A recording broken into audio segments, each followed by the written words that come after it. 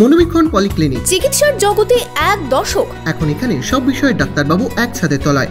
Phone করুন 7477999515 এই নম্বরে। বর্ষায় বাড়ে ডায়রিয়ার প্রকোপ। এই সময়ে কিভাবে বাঁচবেন ডায়রিয়ার প্রকোপ থেকে? কোন খাবার খাবেন, কোন খাবার থেকে বিরত থাকবেন, তা নিয়ে কি পরামর্শ চিকিৎসকদের? দেখুন একটি প্রতিবেদন। Laptop, desktop, CCTV, printer, AC, HP, Dell, Canon, CP plus, Hikvision ইত্যাদির অথরাইজড ডিলার টেলটা কম্পিউটার, খাগড়া, বহরমপুর। আমাদের এইচপি শোরুম এখন রানীবাগানেও।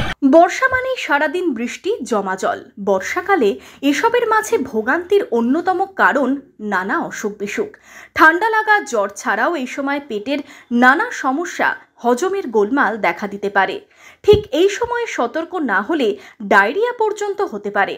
বর্ষাকালে সুস্থ থাকতে খাওয়া দাওয়ার ওপর নজর দেওয়ার পরামর্শ দিচ্ছেন চিকিৎসক। খাবার জলটা একটুখানি দেখে খেতে, খাবার জলটা যেন সঠিক পদ্ধতি হয়, এমন না যে ফুটিয়ে ঠান্ডা করে খেতে হবে তা না, কিন্তু খাবার জলটা সম্বন্ধে একটু সাবধানে থাকতে হবে, খেয়াল রাখতে হবে যেন একটা পরিশ্রুত জল খায়, পরিশ্রুত পানীয় জল খান এবং ভাজাভুজি বাইরে যা খাওয়ার সেটা যেন কম খান। পেশেন্ট আমরা পাই ডায়রিয়া, বিশেষ করে আউটব্রেক অফ ডায়রিয়া যেটা আমরা বলি, যে পাতলা পায়খানা হওয়ার বেশ অনেকটা একটা এরিয়া জলের ইনফেকশন থেকে আমরা এটা পাই, বিশেষ করে জলের ক্ষেত্রে অথবা কোনো কোনো জায়গায় কোনো অনুষ্ঠান বাড়ির ক্ষেত্রে পেয়ে থাকি। সেই জন্য নিজেরা সাবধান হবেন। হাত ধুয়ে, সেলফ হাইজিন যেটা আমরা বারবার বলি, হাত ধুয়ে পরিষ্কার করে হাত ধুয়ে নেবেন, সাবান পারলে সাবান দিয়ে হাত ধুয়ে নেবেন, ভালো করে হাত ধুয়ে বসে তারপর খাবেন, এবং যে পাত্রে খাবেন সেই পাত্র যেন পরিষ্কার থাকে, এবং যে খাবার খাবেন সেগুলো যেন মাছি বা অন্যান্য কীটপতঙ্গ, বিশেষ করে মাছি না বসে, ঢাকা দেওয়া থাকে, এটা কিন্তু দেখতে হবে। বর্ষায় হজম সংক্রান্ত সমস্যা বা লুজ মোশনের মতো সমস্যা সাধারণত ব্যাকটেরিয়া ঘটিত। তবে কারো এই ধরনের সমস্যা দেখা দিলে তৎক্ষণাৎ চিকিৎসকের পরামর্শের পাশাপাশি হাসপাতালে চিকিৎসার পরামর্শ দিচ্ছেন বিশেষজ্ঞ চিকিৎসকেরা।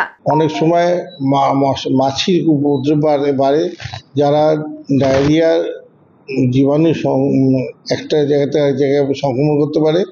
আর একটাও দেখেছি যে অনেকেই কাজের চাপে বা অন্য কারণে হোক রাস্তায় খেয়ে নিলেন, হাত ধুলেন না, কিন্তু অবশ্যই হাত ধুয়ে খাবেন। যদি পেট ব্যথা হয়, যদি পেট কামড়ায়, পেট কামড়ালে, পেট ব্যথা হলে, পেট কামড়িয়ে পেট ব্যথা হয়ে যদি পায়খানা হয় বা লুজ মোশন হয়, তাহলে অবশ্যই নিকটবর্তী স্বাস্থ্যকেন্দ্রে ডাক্তারের পরামর্শ অনুযায়ী ওষুধ খান। উপাধি কাউন্টারে ওষুধ খাবেন না, কেননা আমরা দেখেছি এখানে প্রবণতা আছে যে ঠিক আছে আমরা বাইরে থেকে কেউ একটা বললে এটা খেয়ে নিয়ে ঠিক হয়ে যাবে, কিন্তু আমার মনে হয় এটার চেয়ে নিকটবর্তী স্বাস্থ্যকেন্দ্রে যান, সেখানে বিনামূল্যে ওষুধ পাবেন, ওষুধ খান এবং সঠিক সুস্থ হয়ে বাড়ি যান। মূলত জল পানি বিশেষ করে নজর দেওয়ার পরামর্শ দিচ্ছেন চিকিৎসক। তবে জলবাহিত এই অসুখ থেকে নিজেকে রক্ষা করতে মেনে চলতেই হবে স্বাস্থ্যকর অভ্যাস। বহরমপুর থেকে রামচন্দ্র বিশ্বাসের রিপোর্ট, ইমাজিন কমিউনিটি মিডিয়া।